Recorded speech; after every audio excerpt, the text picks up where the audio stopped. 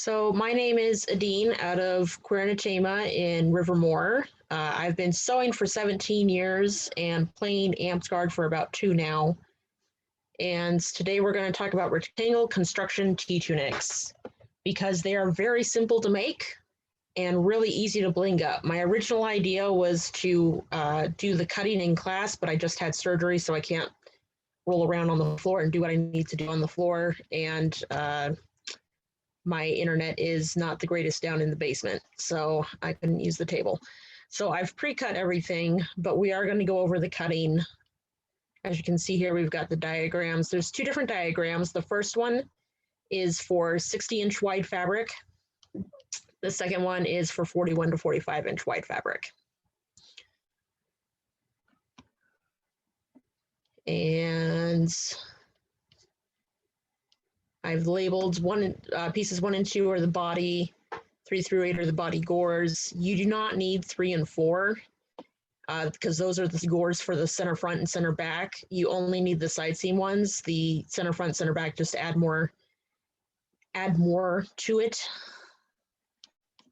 9 and 10 are the sleeves, 11 is the neck facing, and 12 through 15 are the underarm gores. So some measurements you're going to need. You're going to need to know the length of the tunic, which is shoulder to however long you want it, whether it's the floor, your knee, calf, whatever. You're going to need to know your shoulder width or half your waist circumference, whichever one is bigger. You're going to want to go with the bigger one because of the waist. And then you're going to add 3 inches to that. You need to know your waist to hem for the gores, your bicep plus 2 for the sleeves, your head circumference so you can figure out how big to make the head opening, sleeve length. You can go shoulder to wrist or anywhere in between. You can make it longer if you want to, if that's what you're going for. The neck radius, you just take your head circumference, divide it by 2, divide it by pi, and round up to the nearest 1/4 inch. Keyhole openings are optional, but they are fantastic, especially if you've got a bigger head like a toddler does, because then you can have a nice big opening without it falling off your shoulders. The neck facing is going to be 2 times your neck radius, and I've got this down in the notes. 2 times your neck radius plus the keyhole opening plus 4 inches by the neck radius times 2 plus 4 inches. And that 4 inches just gives you space to fold under the edges of the facing. And my son has turned on the PlayStation. And then the 2 times A minus C divided by 3. Gideon, not right now. Go ahead and play your game. Oh my God. Sorry about that, guys. That is for the underarm gores. You're going to draw them as squares and then bisect them. As you can see here, 12, 13, 14, 15. You're going to draw them as squares, then bisect them corner to corner. And you don't have to cut them into triangles. You can keep them as squares. But as you can see, it makes it a lot easier to sew up that side seam if you go ahead and cut them into triangles. Materials you're going to need anywhere from 3 to 6 yards of fabric. It's going to depend on your measurements and the width of the fabric. You're going to want matching thread. Optional things are contrast fabric for the facing because you can put it on the outside instead of the inside. And then you can also put some trim on it, and that'd be a nice little touch as well. Recommended tools. If you're not going to hand sew it, you're going to want a sewing machine, pins, pencil, tailor's chalk, or fabric marker. You do not want to use a pen. You do not want to use a regular marker. Those are going to stain your fabric. Fabric scissors, a yardstick, 2 by 18-inch see-through ruler is highly recommended. It makes it a lot easier when you're doing the gores. 60-inch metal ruler is optional, but it's handy if you're cutting something that's longer than the 36 inches you're going to get on the yardstick. And then a bow compass for drawing the neck hole. So I've got a few cutting notes in here. Something I discovered this morning when I cut the body gores, I cut them too short, so I had to recut them. Because basically what you're doing, here, let's come over to this one. Oh, it doesn't matter because, yeah. Okay, so here are my body gores. And if you cut them too short, you're not going to have the extra length that you need on the long side. So what I did was I cut rectangles and then bisected them corner to corner. And this line here is my stitch line, because you want to have this corner drawn in so you can match it up with the waist mark on the waist of the body, because otherwise nothing's going to match up and it's going to be really funky. So a few cutting notes in case you did not download. Make sure to add seam allowance to everything but the underarm gores, and hem allowance to the bottom edges. So like I said, you do not need to cut the underarm gores into triangles, but it does make the construction easier. And then I went over the neck facing. If you're using the first layout, the 60-inch wide fabric layout, you do not need to have a shoulder seam. Just make sure you mark where it's at. And the body gore layout is only for if you're doing gores for the front and back. You don't have to. It just adds some extra fullness to it. I was going to demonstrate it in class, but like I said, my internet connection is horrible down in the basement. The layouts show the neck hole centered. I found that moving the center of the neck hole up 1 inch toward the front makes it lay better and is more comfortable for the wearer, because your neck is not centered on your shoulders. It's a little forward. So just moving that 1 inch helps a lot. And I love keyhole openings. Keyhole openings are fantastic. They just make it easier to get on and off, especially if you've got toddlers. If half your waist measurement is larger than your shoulder width, use the waist divided by 2 for your body width. Just remember to add that 2 to 3 inches so that you've got space to get into and out of it, because you want to have that ease. You don't want to have it super skin tight, because otherwise you're not going to be able to get into it. If you're a larger woman in the chest area, you don't need to worry too much, because those underarm gores are going to give you the space that you need. And then I go over the sleeve length. And yeah, these layouts do not work well for people with a bigger build like me. Just lay the pieces out in a way that conserves fabric is the best that I can recommend, because it's not going to work well because of measurements. So, I mean, just do what you can to conserve fabric, and you'll still only need less than 6 yards of fabric, depending on the measurements. So next, we go over constructing tunics. Let me show you what all the pieces look like cut out. So I already showed you the body gores. You should have 4 body gores. And they're all marked to show where that top corner is. And then the sleeves, I have marked where the center of the shoulder is so that you can match it up on the body. Underarm gores, again, you should have 4 of these, and these don't need any markings on them because stuff's going to line up, and I'll show you that when I'm putting it together. And where did I put my neck facing? Because that's the one I really wanted to show you. Oh no, I lost it. Shoot. So here is the body, and this is the front. I have moved that neck centering up 1 inch. Where did I put it?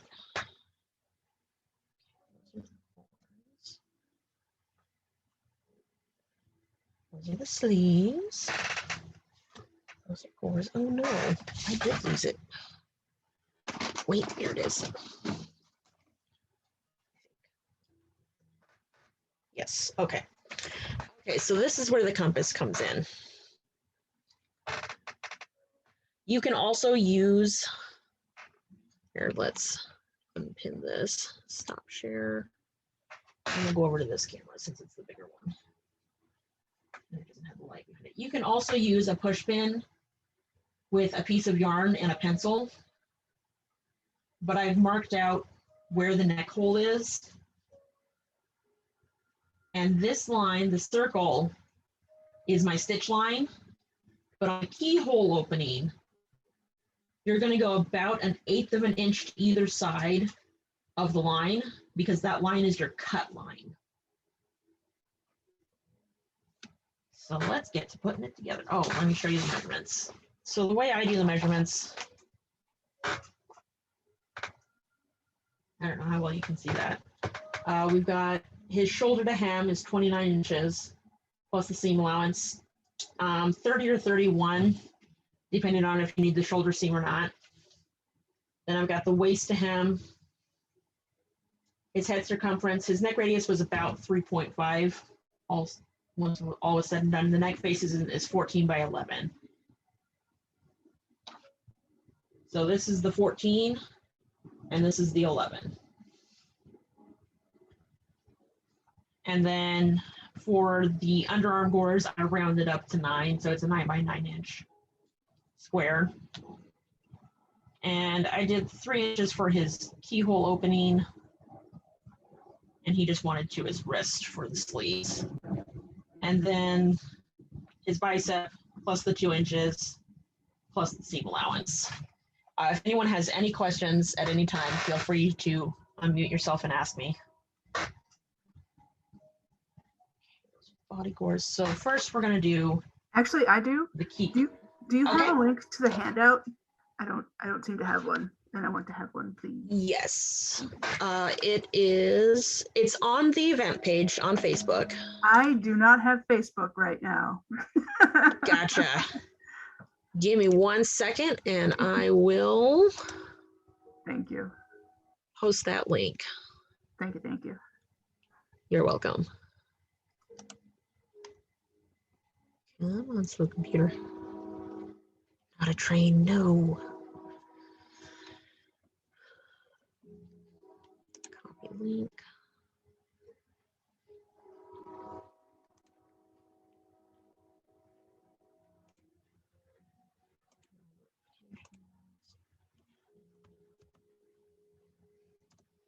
All right, there's the link to the handout.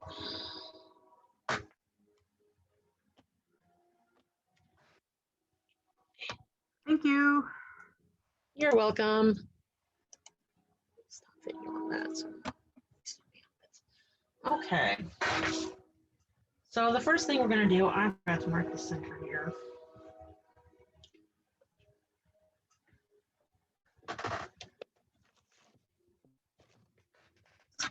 Okay.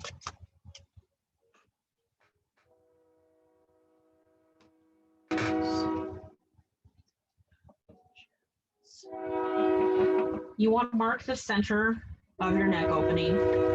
Oh, sorry guys, I've got a train coming.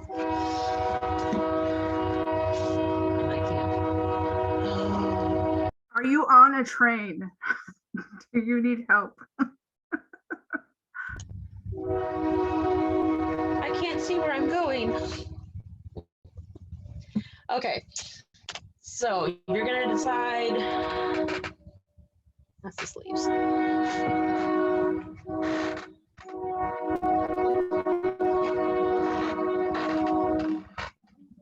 First, you need to decide if you're gonna have your neck facing on the inside or the outside of your tunic. If you're using a contrasting facing, obviously you want it on the outside so you can see the contrast.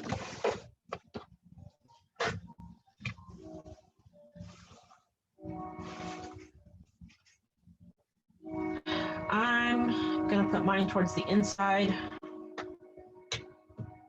because it's the same color. He didn't want any trim or anything, so we're not going to do any contrast or anything like that. So you take your pins,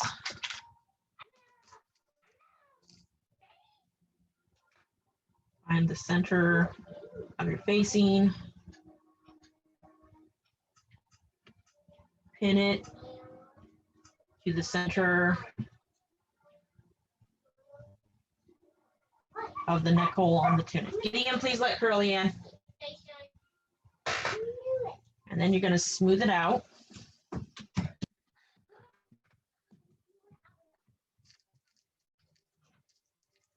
Thank you, Gideon. Hi,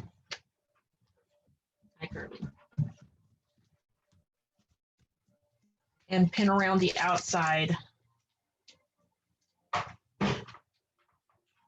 And if you go perpendicular to the line, you don't have to take the pins out as you go. People will say you should always take the pins out as you go. If you place them this way, the needle is far less likely to hit it. This is how I was taught, so this is how I sew. But it makes it go a little bit faster when you're sewing.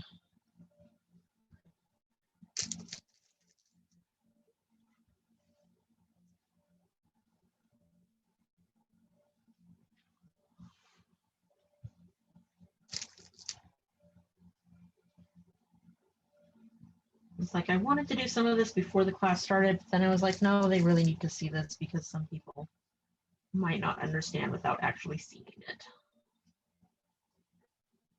Because some people are visual learners.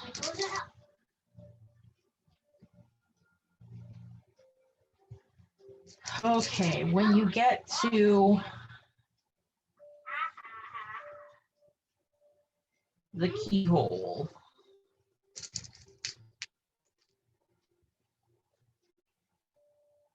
you want to pin across the line.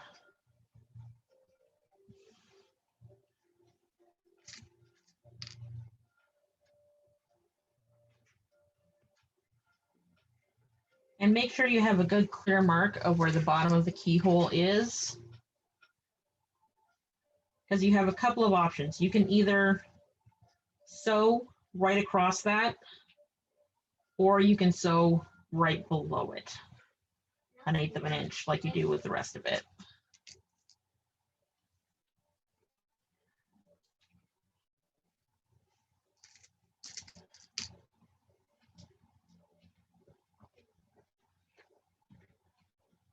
Try not to put your pins too close together, like I do sometimes.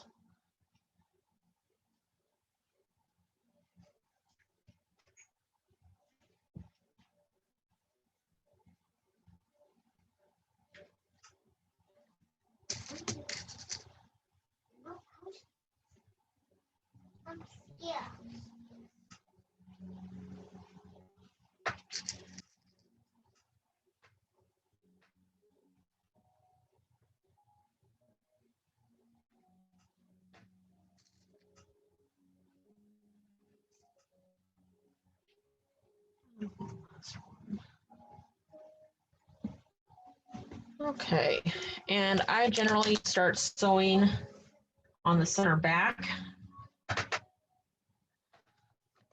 Just because I feel like that hides it better.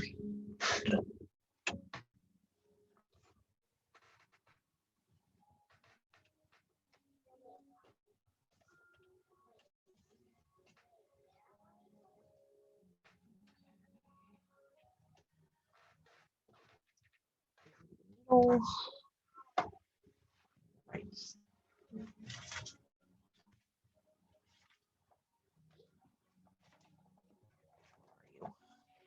I've got both my serger and my sewing machine here. And you do not have to backstitch at the beginning because you're going to be doing a full circle.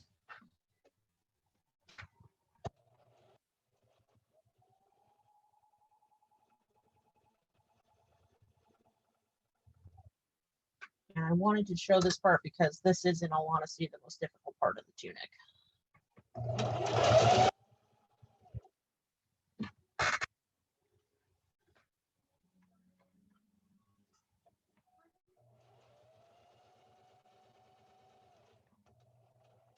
All right, when you get to the keyhole, you're going to back tack just a little bit to help secure that corner for when you have to snip. And that's a little wider than I'd like, but that's okay. He's 5, he doesn't care.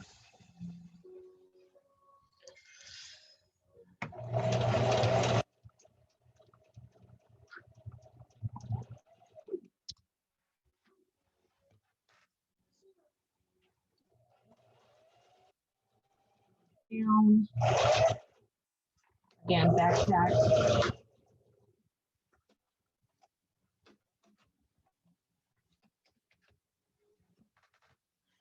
Let's turn this one on.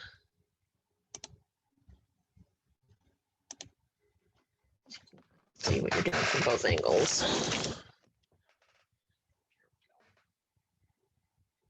And once you've gotten to the bottom, go ahead and take out that bottom pin so you're not hitting it.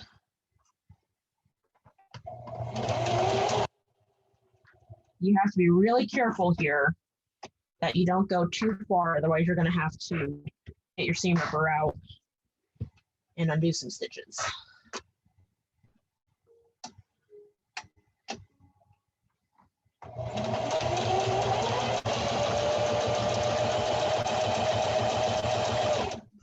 And then once that's top, back tack.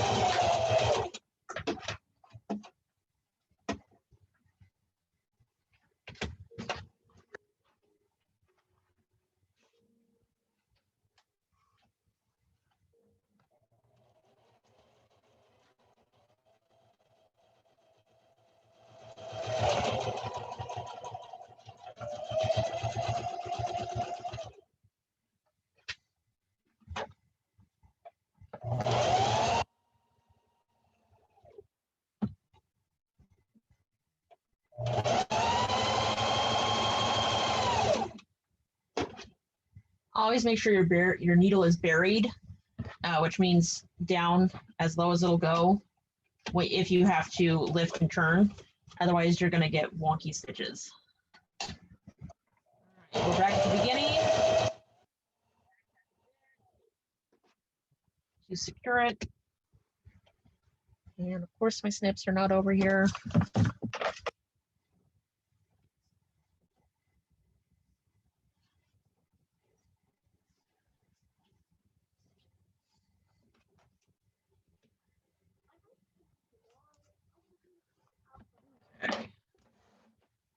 And there we have stitched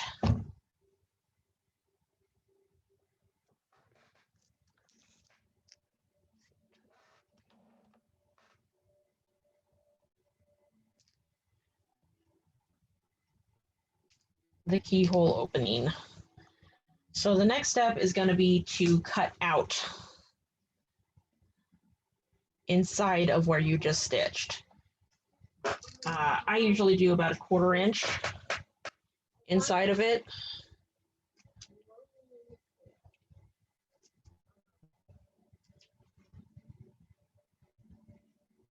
You always want to double check, make sure everything's lined up. Because once you cut, there is no going back.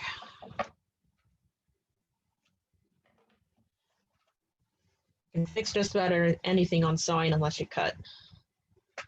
And even then, you can sometimes fix it. So what I do is I fold it in half.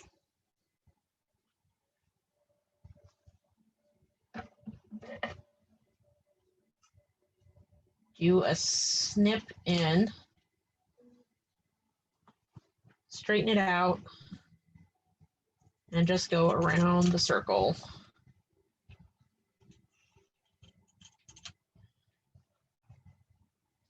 Making sure you have the other fabric out of the way so you do not cut what should not be cut.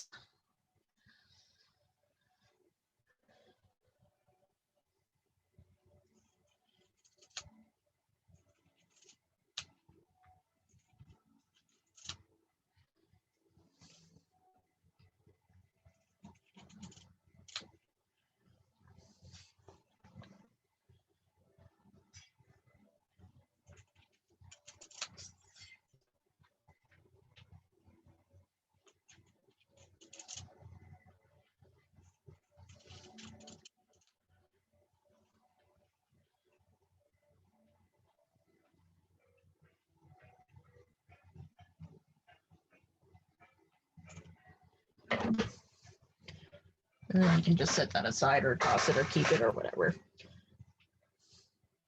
So the next thing to do is to cut that keyhole opening. This is where you're going to follow the line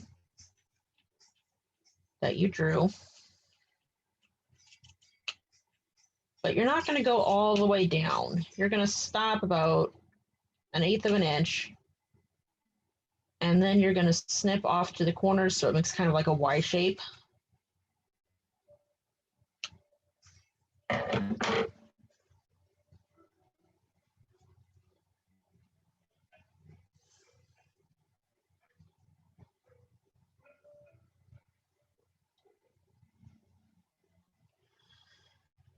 And you're going to want to trim down these corners at the top.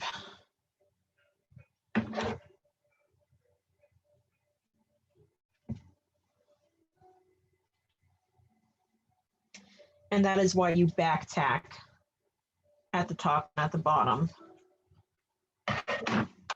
Because otherwise the fabric will fray past the stitching.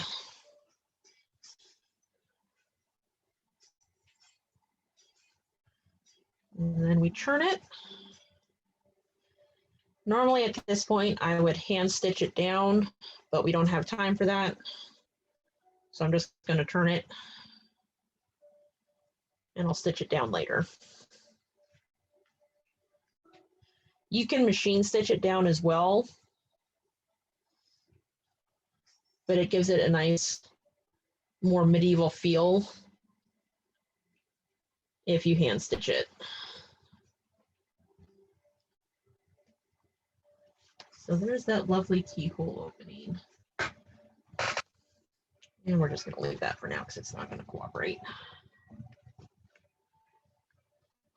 So the next step is doing the sleeves,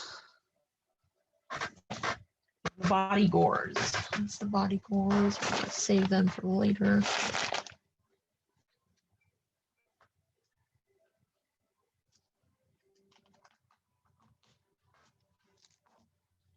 I am not going to pin the rest of this because I've got a lot of experience sewing and I usually have a pretty good idea of what the fabric's going to do. If you are not comfortable doing that, go ahead and pin. Pin to your heart's content. So the way the gores go on for the underarm is this side or this side is going to attach to the underarm seam of the sleeve in such a way that it creates, here, I'll sew it and then I'll show you. One thing you want to keep in mind is when you are doing this, you need to have some plan for finishing your seams, whether it's a zigzag stitch, a serged edge, a French seam, or a flat felled seam. You need to have a plan for finishing off those seams. Otherwise, the fabric's going to fray and it's going to fall apart on you. I'm going to be doing a French seam. So I'm stitching this. Yes. Right sides. Sorry, it needs to be wrong sides together.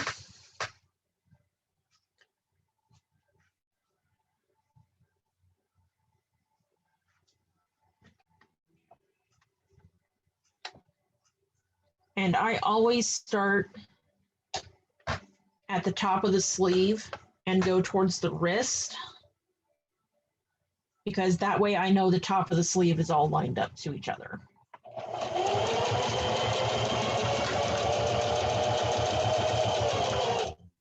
Come on. You can go faster than this, I know you can.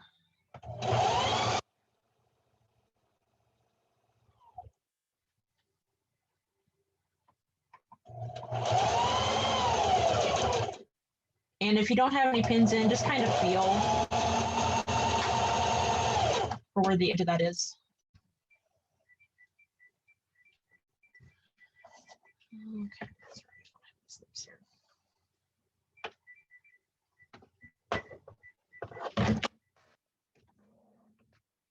So the sleeve Looks kind of like that. And then we're going to go ahead and do the other one.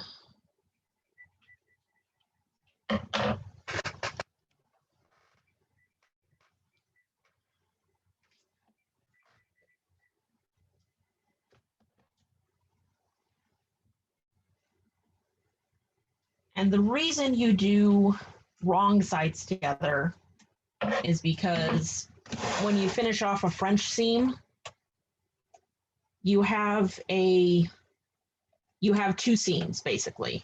You're sewing it twice. I'll just go ahead and show that. So to finish off a French seam, you've got to trim down the seam allowance. This is why fabric scissors are so important. Make sure they are dedicated fabric scissors and not used to cut anything else, or they will dull and not cut your fabric properly. This is why there are so many jokes about using your wife's fabric scissors to cut other things. They will kill you.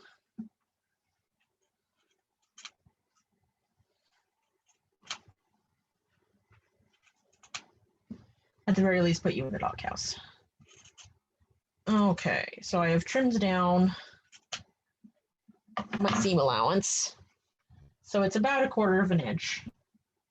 And then normally you would go over and iron this.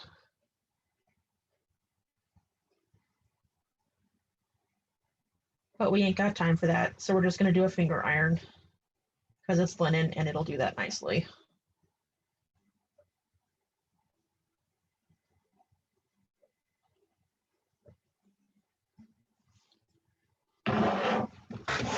So with French seams, you sew on the 1/2 inch and the 1/2 inch.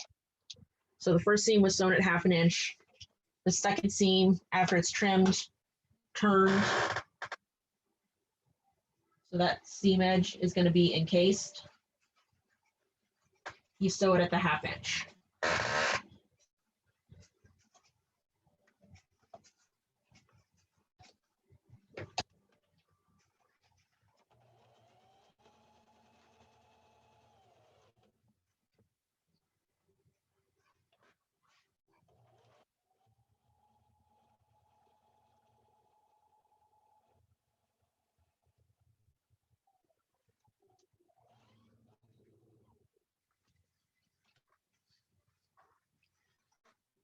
We don't have time to go over the rest of it.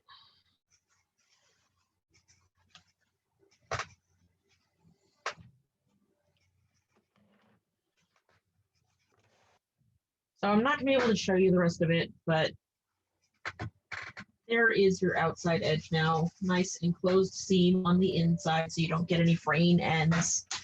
And I will just talk over the rest of the instructions, I guess. So let's do a share screen again.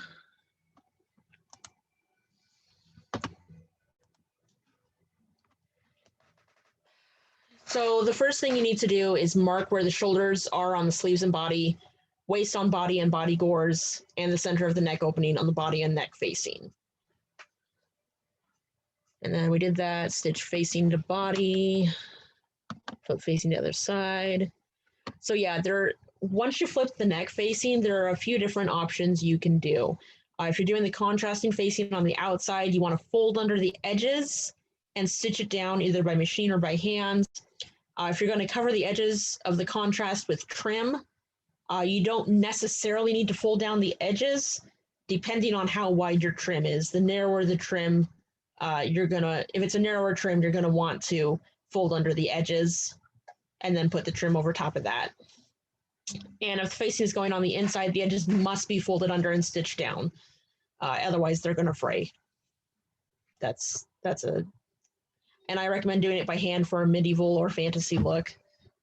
You can do it by machine. There's nothing wrong with that. Then you sew the underarm gores to the sleeves, attach the sleeves to the body, matching shoulder to shoulder. Sewing the body gores. I did want to show that. So you've got your body. That's the right side. I have marked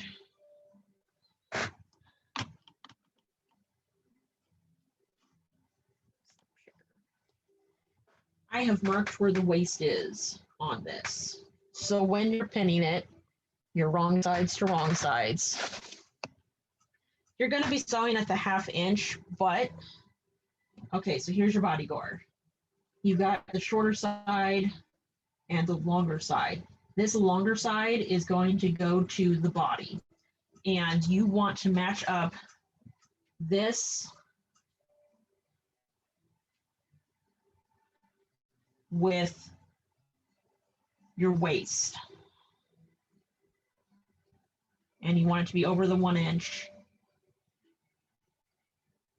This needs to go, here, I'll just show it like this,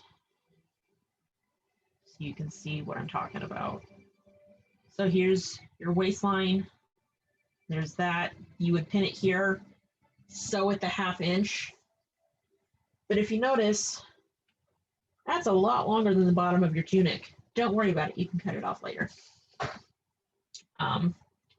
But you've got to line this up because of the difference in length.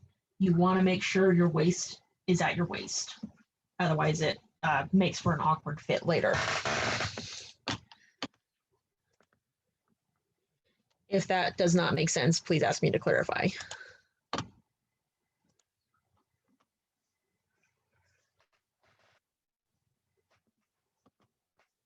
Once you've attached the body gores, just sew right up the center, right up the side seams.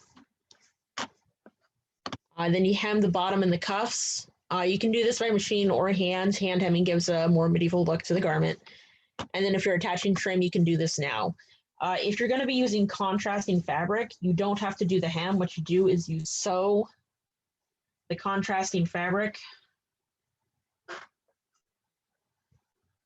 to the bottom, and then you turn it up and stitch across the top, which might be a little bit faster. A few construction notes. Like I said, I cannot emphasize this enough. Make sure you have a plan for finishing off those seams. Because I taught a class using a different layout, and they said, and the instructions that were given with that layout did not mention anything about finishing off the seams. And one person I spoke to said, well, yeah, I wondered why it was unraveling on me. Well, because you didn't finish your seams. That is extremely important if you want this tunic to last you a long time, especially if you're going to be using it on the fields. If you're going to do a French or flat filled seam, make sure your seam allowances are 1 inch. It is possible to do smaller. I have done smaller. It's a pain in the butt to do smaller. So I recommend 1 inch, because then you got the 1/2 inch and the 1/2 inch, and it's just easier to handle. If you're doing the French or flat felled seams, make sure you finish off the gore seams before sewing up the sides. It's a real headache to try and do it afterwards. It really is. And then I've got a few resources for fabric. Fabricstore.com. That's where I get pretty much almost all of my linen. The only exception is if I'm doing chemise undergarment type layers, then I get my linen from the Dharma Trading because they've got a finer linen.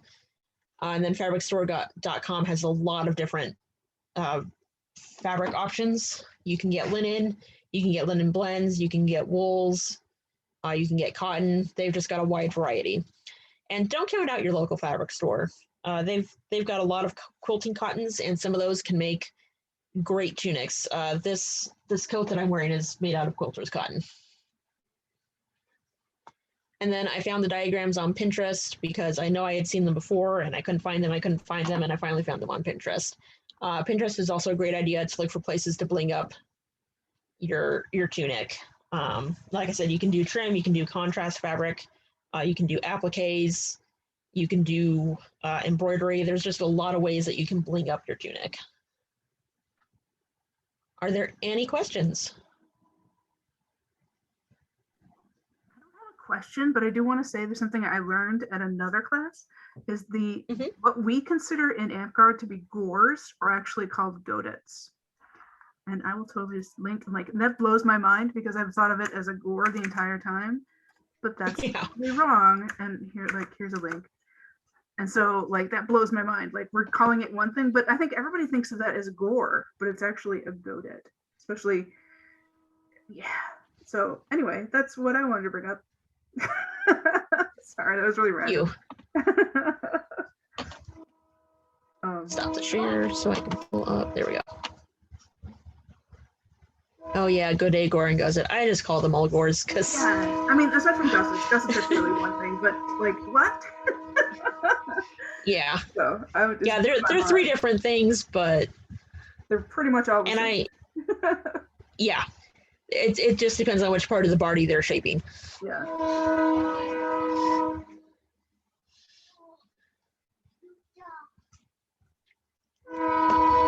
Stupid train.